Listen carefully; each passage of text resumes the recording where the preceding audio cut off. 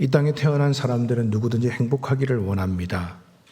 행복하려면 관계가 바로 세워져야 합니다. 이 세상은 나 홀로 살아가는 세상이 아니라 더불어 살아가는 세상이기 때문입니다. 하나님과 좋은 관계를 맺기 위해서는 하나님과 영적 관계가 바르게 세워져야 됩니다. 사람들과의 인간관계도 바르게 세워져야 되고요. 자연과의 관계도 올곧게 세워져야 됩니다. 그 어느 것 하나 관계는 중요하지 않은 것이 하나도 없습니다. 하나님의 말씀을 따라 그 질서대로 관계를 세우면 그 가운데 하나님의 은혜가 임합니다. 기쁨이 넘칩니다. 그런데 하나님의 말씀의 질서가 깨어지고 관계가 무너져 버리면 문제가 생깁니다. 오늘 예배에 참석하신 우리 모든 성도님들 한 분 한 분을 주님의 이름으로 축복합니다. 여러분의 삶이, 여러분의 가정이 하나님께서 은혜 주셔서 행복하시기를 간절히 바랍니다. 우리 가정이 행복하려면 거기에 하나님의 분명한 잣대가 있습니다. 기준점이 있습니다. 그게 뭐냐 하면 출애굽기 20장 12절에 내 부모를 공경하라. 그리하면 내 하나님 여호와가 내게 준 땅에서 내 생명이 길리라고 말씀합니다. 가정은 하나님이 직접 만드신 공동체입니다. 하나님은 가정의 주인이시고 공급자이십니다. 하나님께서 디자인하신 대로 우리가 말씀을 쫓아서 가정을 세우면 우리 가정은요, 축복의 통로가 됩니다. 그런데 하나님께서 주인 되신 가정이 길을 잃어버릴 때가 있습니다. 말씀의 기준점에서 벗어날 때가 있습니다. 그때마다 우리 믿음의 사람들은요, 속히 깨닫고 주님께로 돌아가야 합니다. 배교업장이라는 말이 있습니다. 늙고 쇠약해진 어머니의 모습을 보며 슬퍼했다는 이 중국의 고사에서 유래한 말이에요. 그리고 어버이에 대한 지독한 효심을 일컫는 사자성어입니다. 어느 날 배규라고 하는 사람이 어머니께 잘못을 했습니다. 그래서 어머니가 매를 들어서 때립니다. 그 매를 맞으면서 배규가 우는 거예요. 매를 때리던 어머니가 배규에게 얘야, 지난날에 내가 너에게 매를 들어 때릴 때에는 울지 않더니 오늘은 왜 울고 있냐? 라고 물었습니다. 그랬더니 배규가 어머님, 전에 제가 어머니께 잘못을 해가지고 매를 맞을 때는 그 매가 아팠는데요. 지금은 어머니께서 저에게 잘못을 꾸짖으면서 매를 때리심에도 불구하고 어머니 힘이 모자라가지고 제가 아프질 않습니다. 그래서 눈물이 납니다. 그렇게 대답을 했다는 거예요. 배규는 부모님이 젊었을 때 매질이 매섭고 아팠습니다. 그럼에도 불구하고 자식을 사랑하는 그 어머니의 마음, 아버지의 마음을 이해했습니다. 그런데 시간이 흘러서 아버지 어머니가 연세가 드셨고 쇠약해졌습니다.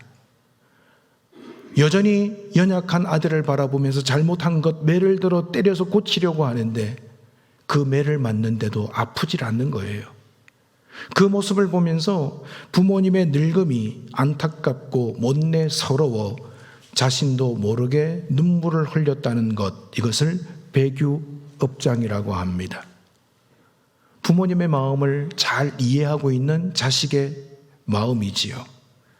에베소서 6장 2절과 3절을 보시면 내 아버지와 어머니를 공경하라. 이것은 약속이 있는 첫 계명이니 이로써 내가 잘되고 땅에서 장수하리라 말씀합니다.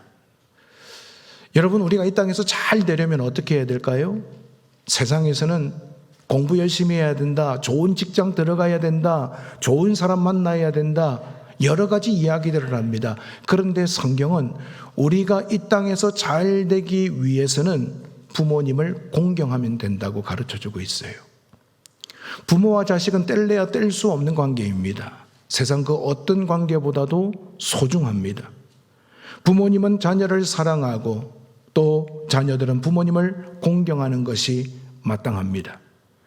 성경은 부모님을 공경하는 것이 약속이 있는 첫 계명이라고 우리에게 가르쳐주고 있습니다. 약속이 어떤 약속입니까? 이 땅에서 잘되고 장수하는 약속이 있는 계명이라는 거지요. 우리가 이 말씀을 쫓아 살아가기만 하면 되는데 우리의 가정들이 말씀의 기초가 무너져 있는 가정들이 많습니다. 대부분의 가정에 웃음꽃이 피어나고 부모님과 자식들이 만날 때마다 행복하기보다는 가정에 있는 가족들 간의 상처 때문에 관계가 깨지고 금이 간 가정들이 참 많아요. 부모님과 관계가 깨어진 자녀가 있다면요, 오늘 말씀을 명심해서 들으셔야 됩니다. 그 깨어진 관계를 가만히 내버려 두면 안 되고 속히 해결해야 됩니다. 그 이유가 뭐냐 하면 부모님과 깨어진 관계가 지속이 되면 하나님이 주시는 복의 문이 닫히기 때문이에요. 내 부모를 공경하라, 네가 이 땅에서 잘되고 장수하리라 약속하셨는데 부모님을 공경하지 못하고 관계가 깨어져 있으면 그 복을 받아 누릴 수가 없기 때문이지요. 솔직히 가정들마다 이 부모님으로부터 마음의 상처를 입고 살아가는 자녀들이 꽤 많습니다. 사람들이 상처받는 것은요, 멀리 있는 사람에게 받는 게 아니에요. 늘 가까이 있는 사람에게 받습니다. 부모님은 자식들에게 잘 되라고 여러 가지 이야기를 하는데 때로는 그 부모님의 말, 부모님의 행동이 자녀들에게는 상처가 될 때가 있습니다. 부모님이 의도적으로 자녀에게 상처 주려고 그렇게 한 게 아니에요. 그런데 상처가 되는 거예요. 부모님은 완벽하지 않습니다. 연약합니다. 어찌 보면 자식들 잘 되도록 하기 위해서 늘 애를 쓰는데도 불구하고 그것이 원하는 대로 열매를 맺지 못한 채 오히려 상처로 자식들에게 자리매김하는 경우가 많습니다. 그뿐만이 아니에요. 자식들이 부모님의 삶을 가장 가까이에서 지켜보는데 부모님을 보니까 약점도 많습니다. 어떤 결정을 할 때 비합리적으로 결정할 때도 있습니다. 위선적인 태도를 보일 때도 있습니다. 때로는 부모님이지만 잘못된 행동을 할 때도 있습니다. 그런 모습을 보면서 아이 입장에서 부모님에게 왜 그렇게 하십니까? 항의를 하고 싶지만 아직 어리기 때문에 부모님께 따질 수도 없고 항의할 수도 없습니다. 그것이 고스란히 상처가 되는 거예요. 자녀들은 부모님으로부터 사랑도 받고 은혜도 받습니다. 동시에 상처도 받습니다. 자, 그런데 시간이 흐른 후에 부모님이 이해가 될 때가 있습니다. 솔직히 부모님은요, 자식에게 내가 무슨 상처를 줬지? 모르는 경우가 대부분이에요. 그 이유가 뭘까요?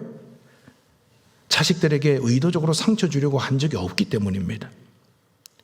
때로는 자식들이 부모님에게 하는 말을 듣고 역정을 내면서 화를 낼 때도 있습니다. 왜 그렇게 할까요? 내가 부모로서 나쁜 마음 가지고 의도적으로 상처를 준 것이 아니었다는 뜻이에요. 나 그렇게 하려고 한 게 아니었는데 너희들이 상처를 받았다고 하니까 마음이 너무너무 속상하다는 의미지요. 만약에 부모님이 의도적으로 자식에게 상처를 주려고 했다면 그거 기억하셨을 거예요. 그런데 모든 부모님들은 의도적으로 자식에게 상처 주려고 하는 분이 한 분도 안 계세요. 자녀들 입장에서 한번 보십시오. 자녀들은 부모님에게 잘못한 게 없을까요? 자녀들도 부모님에게 잘못한 게 많아요. 그런데 잘 기억이 안 나요. 왜? 내가 의도적으로 부모님에게 잘못하려고 한 게 아니기 때문입니다. 이처럼 사람이 살아가면서 부대끼게 되고요.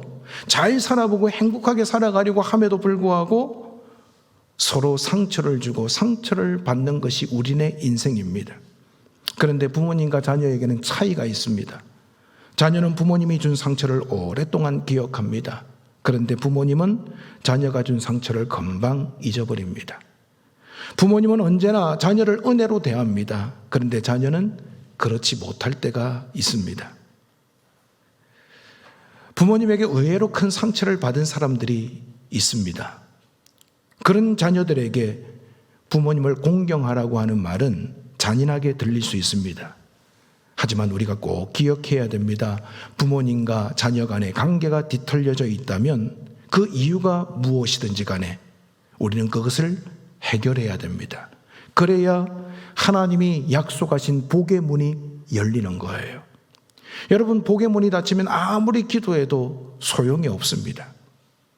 어느 날 노아가 술을 먹고 취해가지고 하체를 드러내고 잠을 잡니다. 그 장면을 본 셈과 야벳은 아버지의 허물을 덮어주려고 겉옷으로 그것을 가렸습니다. 그래서 셈과 야벳은요, 하나님의 복을 받았어요. 그런데 둘째 아들인 함은요, 아버지가 하체를 드러내고 자는 모습을 보면서 흉을 봅니다. 그랬더니 성경에 보니까 저주를 받았다고 기록하고 있습니다.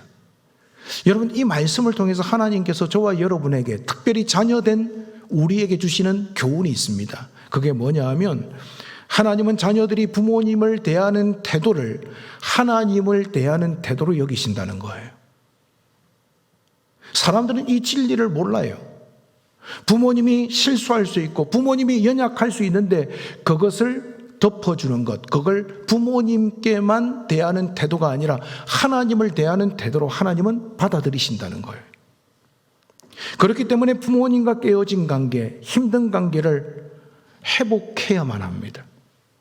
눈에 보이는 부모를 사랑하지 못하면서 눈에 보이지 않는 하나님 아버지를 사랑한다는 것, 하나님은 그것 인정할 수 없다는 거지요. 우리는 부모님과 깨어진 관계를 시간이 지나면 어떻게 해결되겠지, 시간이 약이야, 그렇게 생각할 때가 많습니다. 그런데 여러분, 부모님은요, 우리를 기다려주지 않을 때가 많아요. 시간이 흘러서 자연스럽게 그 깨어진 관계가 회복되지 않고 오히려 그 상처가 더 큰 상처로 나타날 수도 있습니다. 그렇기 때문에 우리는요, 늘 부모님과의 관계를 바르게 세우기 위해서 지금도 노력해야 되고 앞으로도 계속 그 일을 감당해야만 합니다. 우리가 살아가면서 부모님의 은혜가 아니었더라면 지금 여기서 살아갈 수 있을까라는 질문을 던질 때가 있지요. 나 혼자 힘으로 여기까지 살아온 게 아니는 겁니다. 부모님께서 나를 낳아주시고 길러주시고 또 내 삶의 모든 필요를 채우시고 늘 우리 넘어진 나를 세워주셨기 때문에 오늘 내가 살아갈 수 있는 것 아니겠습니까? 그런데 때때로 자식들은 부모님을 향해서, 특별히 가진 것이 없고 능력이 없는 부모님을 향해서 아버지 어머니가 나한테 뭘 해준 게 있습니까? 따질 때가 있어요. 아버지의 은혜를 잊어버리고 그냥 현실에서 속상하니까 그렇게 내뱉는 말이지만, 여러분, 우리는 부모님을 향해서 말 하나, 생각 하나도 조심스럽게 다가가야 합니다. 철이 들면 이전에는 이해되지 않았던 아버지 어머니의 그 모습들이, 그것이 상처라고 생각했는데 어느 순간 우리 아버지 우리 어머니 이해가 되네? 라는 그런 마음들이 생기질 않습니까? 특별히 내가 결혼하고 아이를 낳고 키우면서 그 부모님께서 나에게 하셨던 그 모든 것들이 하나하나 이해가 될 때가 많습니다. 미우라 아야코가 쓴 빙점이라는 소설을 보면 그 여자 주인공이 나오는데요, 이 여자 주인공이 자살을 하려고 눈 덮인 산 꼭대기로 올라갑니다. 자신이 첩의 딸이라는 것을 알게 되었고 그 엄마에게 왜 나를 낳았냐고 불평하면서 엄마에게 불만이 생긴 거예요. 그래서 차라리 죽어버리는 게 낫겠다 생각하고 눈 덮인 산으로 올라갔습니다.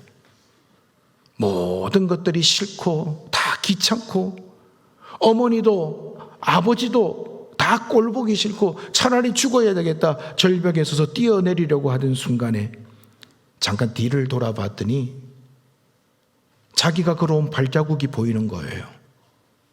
눈 위에 자기 발자국이 찍혀 있는데 삐뚤삐뚤 그렇게 찍혀 있는 거예요. 그 순간 이 여주인공은 나는 똑바로 걷는다고 걸었는데 왜 이렇게 삐뚤삐뚤하게 걸어왔지? 그런 생각을 했습니다. 그리고 그 순간 어머니가 생각이 났어요.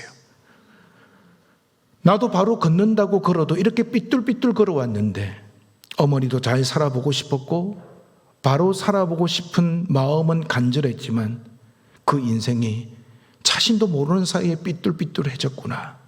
그러면서 어머니를 용서하게 되었다는 거예요.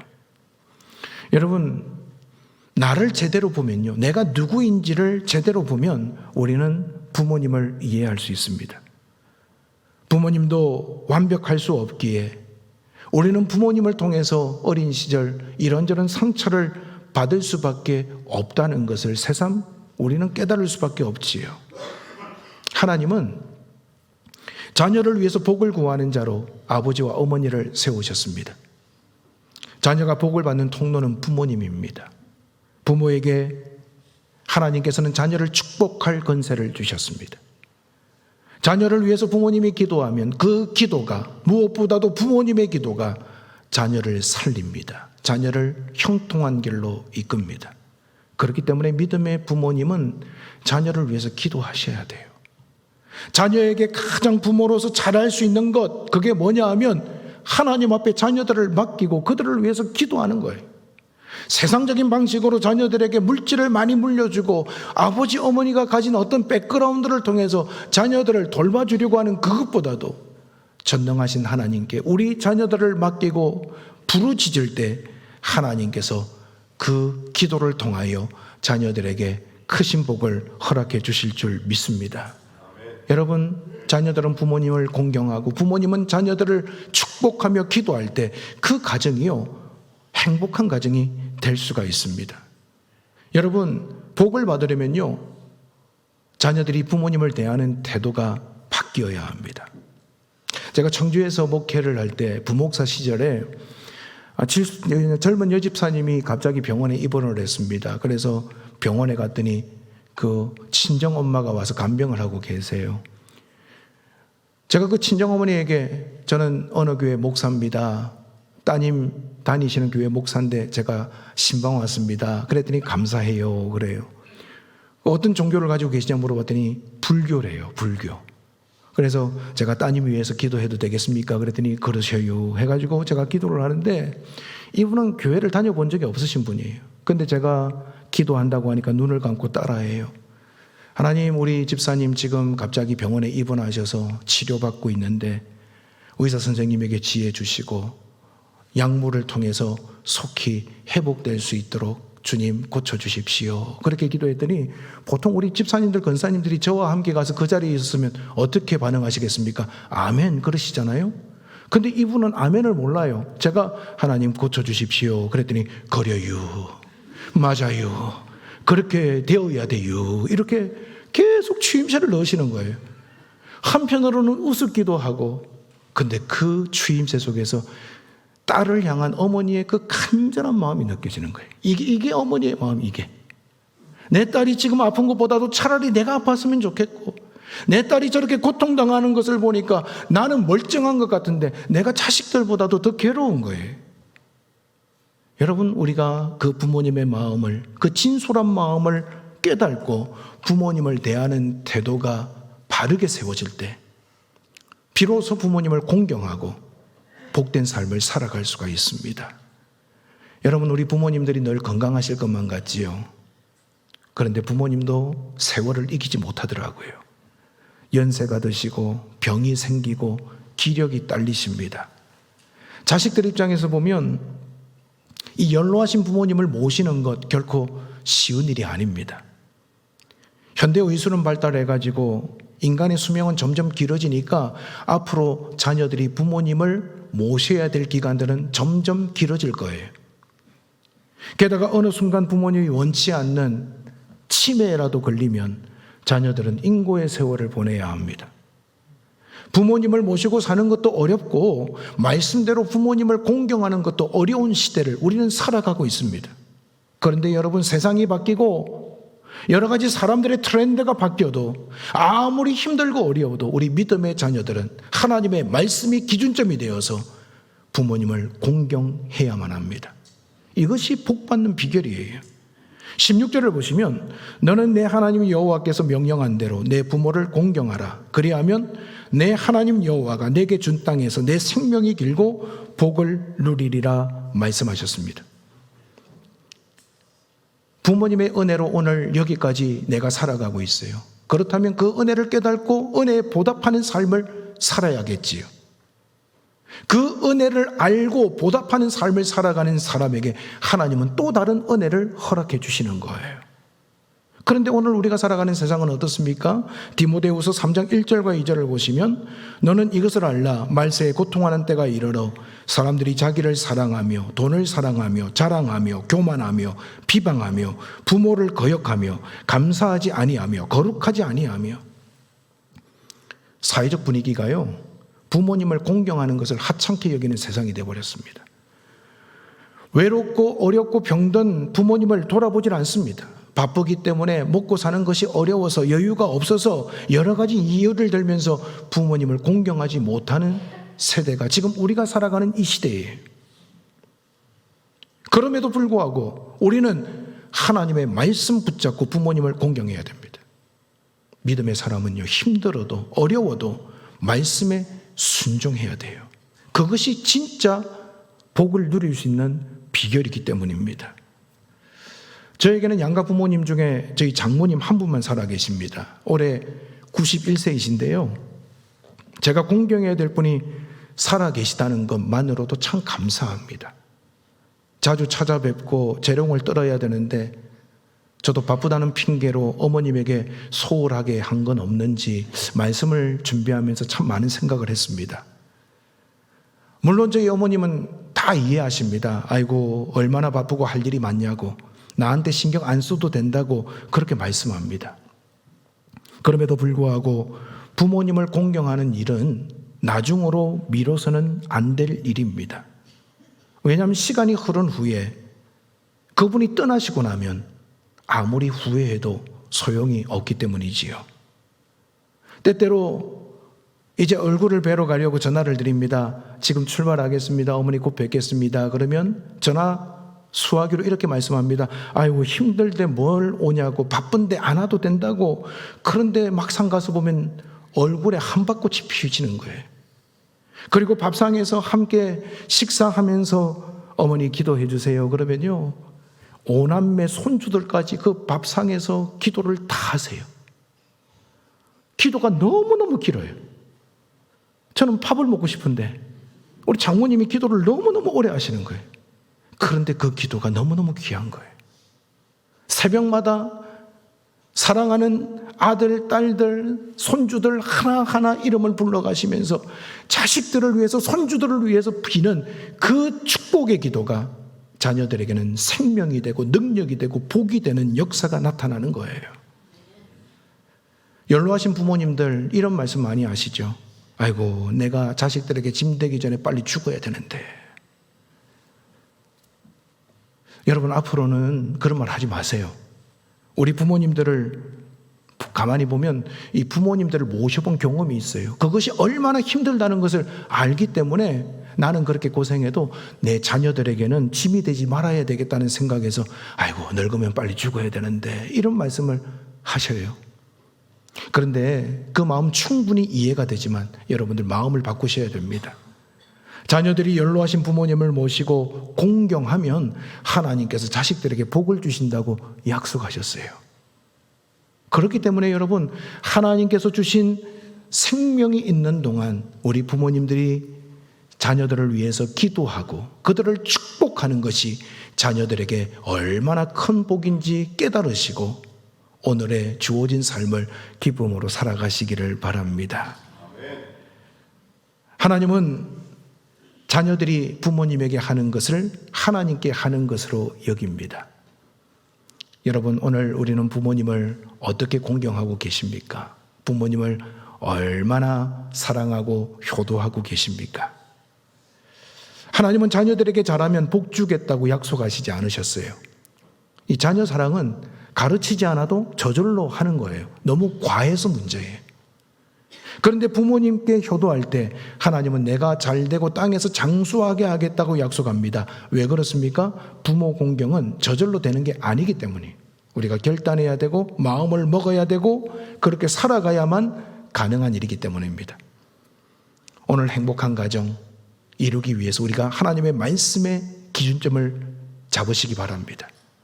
특별히 우리가 부모님께 공경함으로 부모님께서 온 마음을 다해서 자식들을 향하여 하나님께 복을 빌 때 그 기도가 응답되고 자자손손 하나님이 주시는 참된 복을 누리며 행복한 가정을 이루시는 우리 성도님들 되시기를 주님의 이름으로 축원을 드립니다.